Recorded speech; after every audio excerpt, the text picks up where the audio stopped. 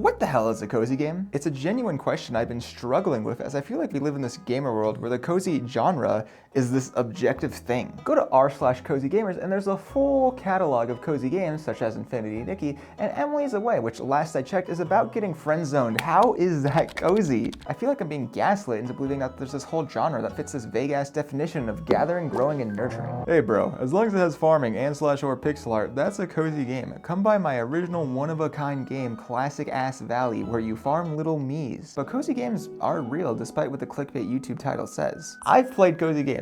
I know you've played cozy games. It's an experience people share and agree on to some point, right? What made this question more perplexing for me is my coziest games aren't The Sims or Stardew Valley, but rather BO3, where I'm actively shooting guys. What does that say about me? I wonder if my coziest experiences aren't necessarily because the gameplay itself, but rather how the game made me feel in that singular moment. This is what I want to get to the bottom of today. Are cozy games a real tangible genre that share features, or are they a purely emotional experience that differs from person to person? So become as snug as a bug in a rug in your weighted blanket and get Stardew Valley or Animal Crossing out as we try to answer the question if cozy games are real. In my journey to figure out what makes a cozy game, I first figured I need to find out what makes an uncozy game, aka I'm one more lost from really doing it this time. When I think of completely uncozy games where I go in knowing that instead of feeling like it's a cold winter morning and I'm under a nice weighted blanket, it'll rather feel like I'm going through the mental anguish of having all my fingernails individually ripped off, are competitive shooters. I'm talking Counter-Strike. I'm talking Marvel Rivals. I'm talking basically every single extraction shooter known to man. Fuck it, throw Dead by Daylight up there. They all lure you into this false sense of security that you're good enough to climb the competitive ladder just to fall flat on your face and be stuck at Silver 2 for the rest of your life. So fun, yay! I think uncozy can be defined with a few general ideas. We'll start with the least uncozy idea and build up from there. The first general idea is a game that has a lot of stress attached to it. While many games in the competitive scene have a shit ton of stress attached to them due to reasons we'll talk about later, I actually first want to talk about RTSs, mostly the multiplayer side. Games like Warno are about micromanagement, dealing with 1,800 little things at once to try to get the edge over your opponent. There is no time to regain your breath because even in the downtime, you need to be plotting on how to completely wipe out your opponent. It's similar to playing a Paradox game in MP with a shit ton of people. Multiplayer in those games is basically just simulating realpolitik, which, to say the least, it's not the coziest being in a situation where your neighbor's being really nice to you, but they will murder you at the drop of a hat, and you're actually hindering yourself by not murdering your best friend and ally. Oh, it's like I'm eating grandma's cooking. And you know what? I got 2,400 hours on EU4. I larked my little diplomat's heart out. I think you can apply the stress argument to a multitude of genres, don't get me wrong, but RTSs are definitely one of the kings of stress. However, this mostly just talks about the MP aspect of RTSs. I do think solo RTSing can be cozy if you have the hours, which is something we'll get into later. Our second uncozy bullet point comes to us by the nature of fighting games. While I really want to say sitting on the couch next to your best bud playing fighting games can be a really cozy experience, I'm held back because of 3 reasons. Reason number 1 will come from our next bullet point, so we're going to start with reason number 2. All fighting games go one of 3 ways. 1, you're the friend who's new to the fighting game, and of course you're going against your friends who have elite ball knowledge, so you lose to them 2-30, and by the end of it you're wondering if you should refund the stupid game because you suck ass at it. 2, you are the friend who has elite ball knowledge, so you beat your friends 3-20, and by the end of it, you're wondering if they still want to be your friend. Or 3, both you and your friend have elite ball knowledge, so the matches are actually fairly even. I think this is the only case where fighting games might be considered cozy. The only problem with number 3 is also the third reason on why fighting games are uncozy. That reason being that every mistake lives in your head, especially when you're super passionate about the game. Things like forgetting that you have burst or being way too greedy and getting punished, especially when you feel like you should know better. It's just your brain constantly screaming at you. Were you blocking or were you mashing? Do you even know the fucking difference, you scum fuck mother? That segues pretty nice into our final uncozy idea, just a toxic environment. We can put basically any competitive game here, but for my purposes, Counter-Strike works best as our example. The main idea I've been dancing around with our other 2 uncozy ideas is that with all these games, the main objective is to win. When you load up an RTS, you want to style on hose. When you load up a fighting game, you want to style on hose. When you load up a competitive shooter, you get it, you'll be trying to style on hose. You're never loading up these games to be the hoe who gets styled on. But what if you are the hoe who gets styled on? You ever think about that one, buddy? How does it feel to get peed in BlazBlue? How does it feel to get sweeped in Counter-Strike? You probably answered pretty fucking miserable. Well, in the grand scheme of things, it doesn't matter what your KD ratio is or how high you've climbed the ranked ladder, but to some people, it really fucking matters. And when it really fucking matters, Each loss, each failed clutch feels like personal failure. Getting good at these games so you don't need to feel that disappointment of losing turns these games into mastering a craft.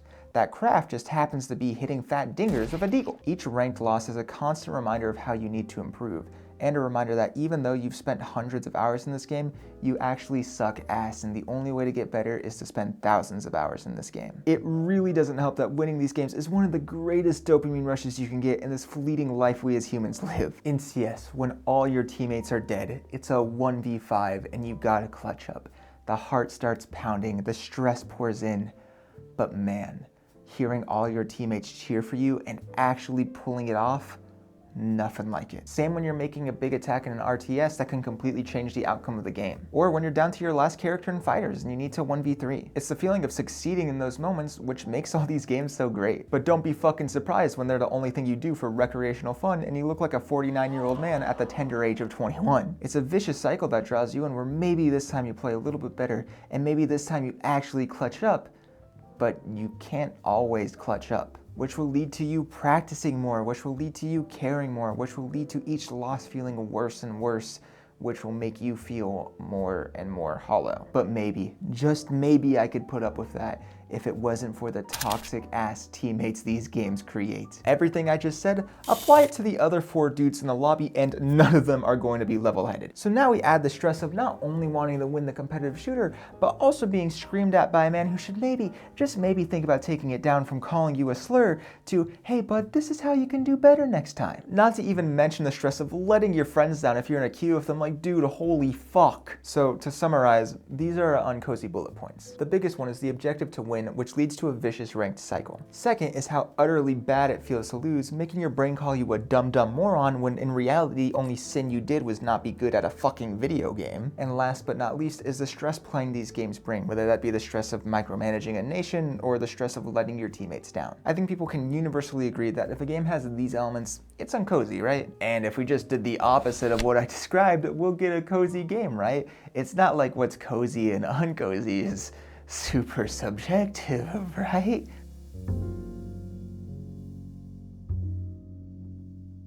If you go to the place where all things are real and true, which of course is Wikipedia, you'll find a cozy game article. According to Big Cozy, a cozy game is a game that emphasizes nonviolence and relaxation. A game where you farm and pretend you have a girlfriend who loves you, gamer type shit. There's also a huge emphasis on simple, where you aren't overwhelmed by the mechanics. And if you're going off our dumbass bullet points from last chapter, all this sounds pretty reasonable. We're looking for something that's low stress, that doesn't have a lose condition that makes you feel like shit. Something that doesn't require your entire soul to be good at, and finally something with a non-toxic environment. Let me introduce you to the game Bee. Bee is a game where you're a bee that flies around in an environment. There's literally nothing more to it, and it checks off all our boxes. So I think we did it, guys. We found the cozy game. So you know what? I think that means there's no more video. Let's just take some time and enjoy Bee.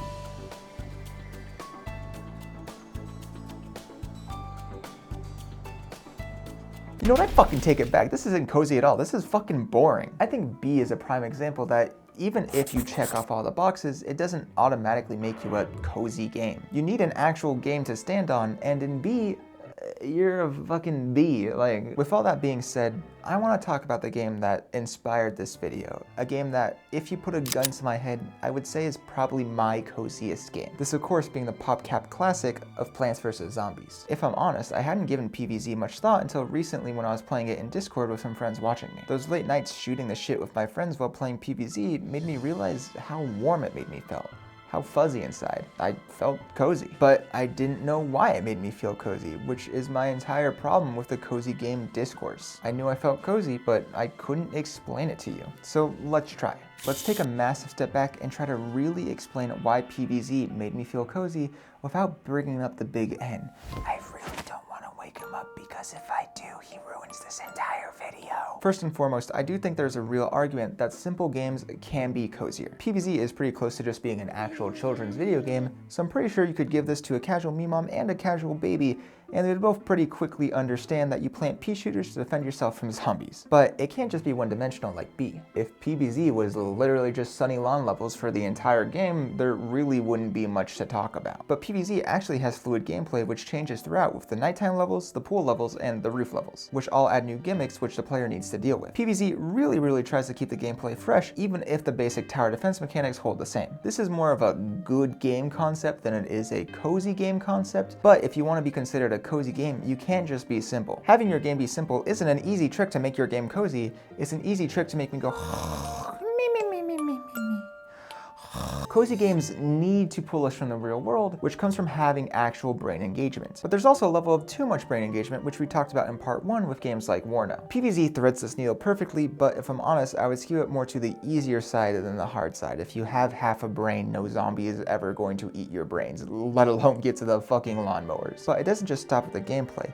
The whole game works to create this cozy feeling I have towards it, even if I think the developers weren't really aiming for that. I think they just wanted to make a fun game. It seems the PopCap devs who worked on PvZ really just wanted to achieve a silly, goofy type beat. The way how all the plants bob their heads, the way the zombies look and sound, bro. Look at these silly little guys. It's easy to forget they literally want to eat your brains because they're just so silly. PvZ is also just beaming with love put into it. The game has a lot of really small, cool things that you might never see. The best example is the almanac. This shit is gold. There's an ad for Zambonis on the Zomboni. It's peak. How can you not say this is peak? These little details are just such a sign of passion, and the game not taking itself too seriously. It knows what it is. The last thing, but certainly not least, is the banger-ass soundtrack composed by Laura Shukahara. Unfortunately, I'm not a super big music nerd, so I can't give you the hardest hitting of commentary, but everything we've talked about, it adds on to tenfold. I fucking cherish this shit, from the marching sounds of the day music to the smooth-ass piano in the pool levels. One YouTube commenter put it best when they said the nighttime music feels like sneaking through your house to steal a cookie. And I think that encapsulates the entire game super well. Just that general naivety of childhood where stealing a cookie feels like a big deal. That's how all of PvZ feels to me, and I feel like that's expertly crafted. It's the same as another game I played in my childhood, Wizard 101, and I know what you're thinking, but please just keep disregarding the big N. I still owe him $3,000, and I need to hit this Bobby Portis 50-20-20 before I can pay him. Action does not support this behavior. Do not gamble to pay off your debts. It's merely a joke about how Bobby Portis is a bum. Unlike PvZ, Wizard 101 is made for actual children,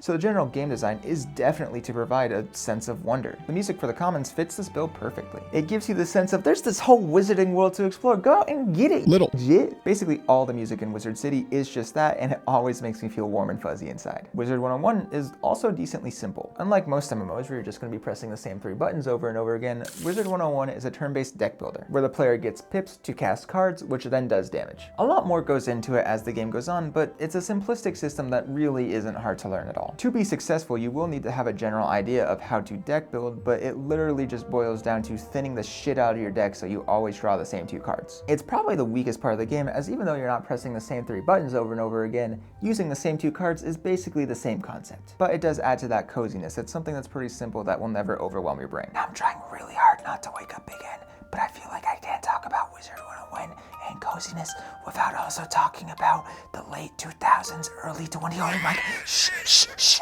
go to sleep, go to sleep, go to sleep. PvZ and Wizard 101 categorize a type of cozy game that everyone would see and say, yeah, I can see that. Both are trying to achieve warm environments that are categorized by simple gameplay that evolves over time, with stakes that are extremely low. I mean, basically every single PvE game is similar to this, but losing in these games isn't a big deal. It might be annoying, don't get me wrong, especially in Wizard 101, but no one is going to yell at you because you lost to a fuck-ass boss in Croctopia. So that's it, right? All cozy games will be like Wizard 101 or PvZ.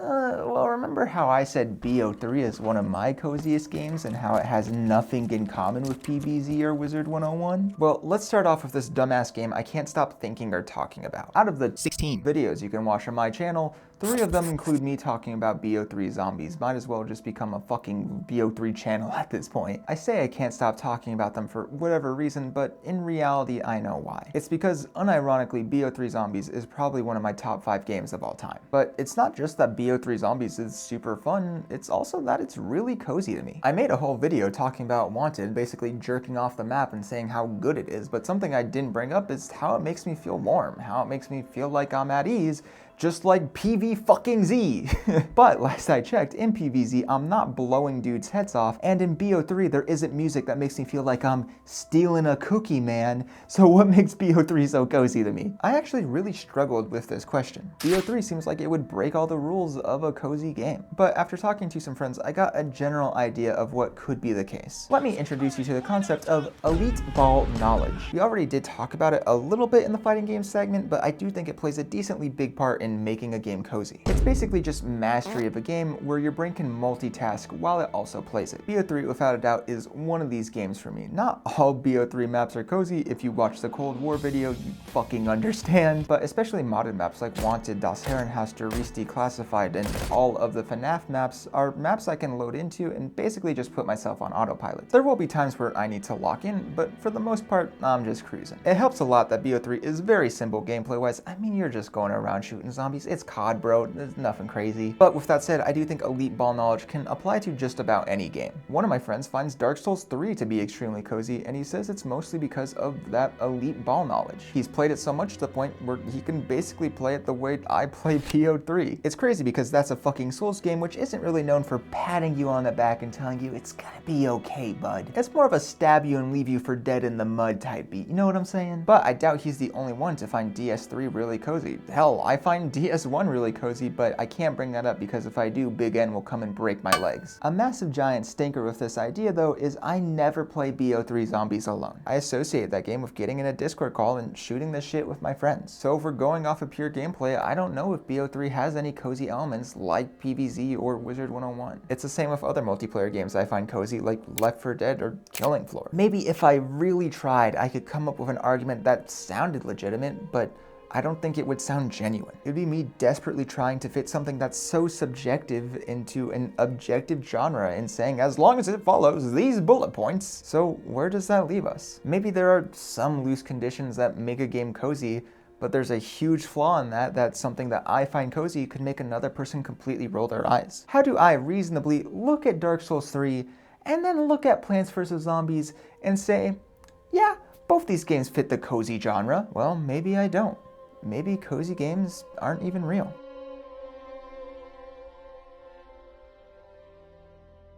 This is probably a scene you've all experienced if you grew up playing video games. Maybe it's early in the morning during a warm summer's day, or the afternoon after school, or 3 a.m. on winter break. It doesn't really matter the time, because in this singular moment, we are enthralled with the game in front of us. Time, responsibilities, worries, and fear all dissolve to dust because of pixels on a screen. One of the coziest memories I have of gaming is when Red Dead Redemption 2 came out. While I had been gaming since I was a little baby boy, no game had really captured my soul unless it was an RTS like EU4 or Hoi4. Obviously, before Red Dead 2, I loved video games. I mean, games like TF2, Terraria, Minecraft, Don't Starve, all of the Total War series. Brother, my weekends were spent in front of a computer screen. But it wasn't until Red Dead 2 when I realized how impactful video games could be. Because sure, I played all those other games and some of them are some of my all-time favorites, but I never walk around thinking, man, Medieval 2 was such an impactful game for me.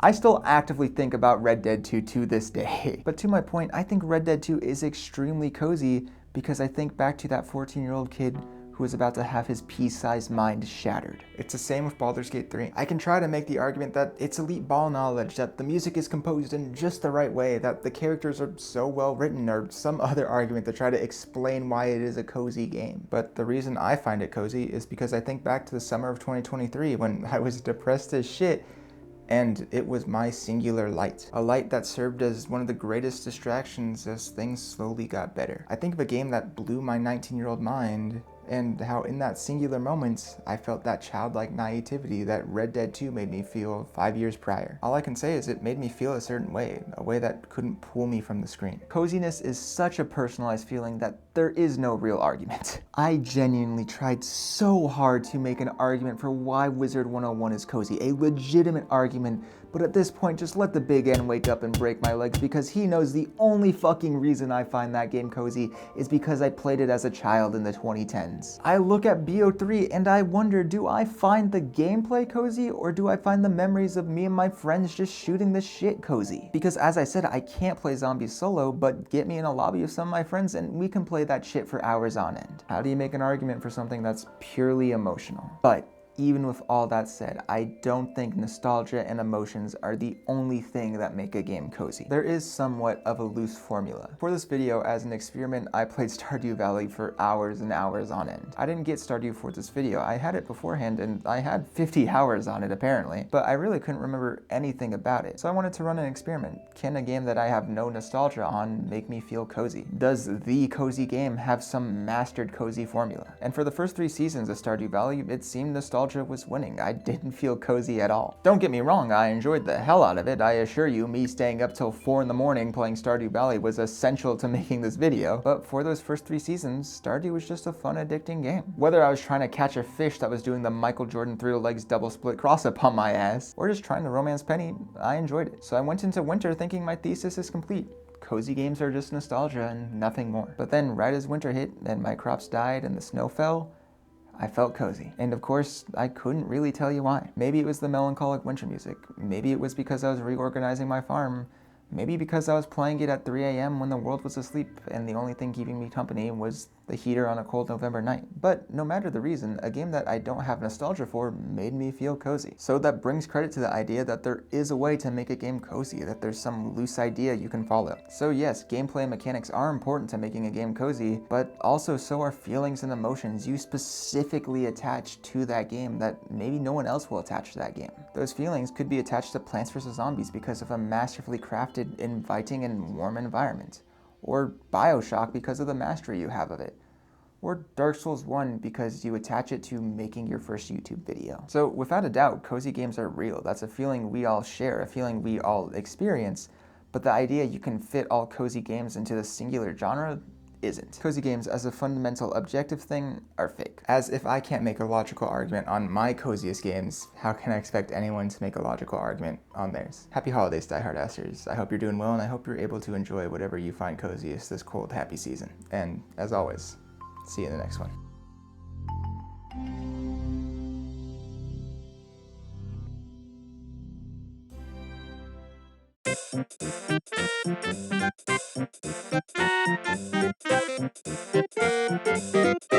My grandfather said this mummy is worth millions.